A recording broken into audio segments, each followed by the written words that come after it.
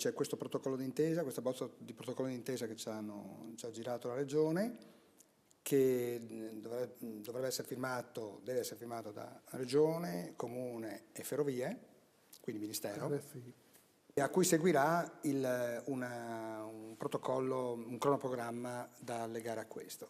La questione un po', adesso vediamo, abbiamo la riunione di maggioranza lunedì, vediamo un po' anche come ci sono alcune precisazioni da voler mettere anche sul protocollo.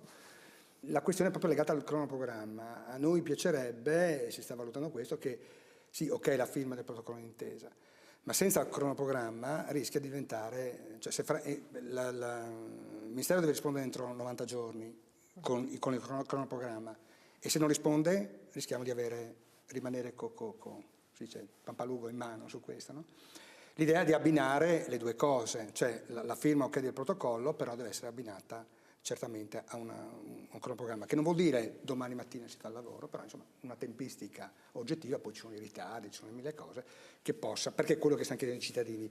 La questione delle dismissioni, della tratta o meno, si tratta appunto ma c'è penso anche una certa condivisione, arriverà, di valutarle in maniera in seconda battuta, se proprio fisicamente togliere i binari o meno.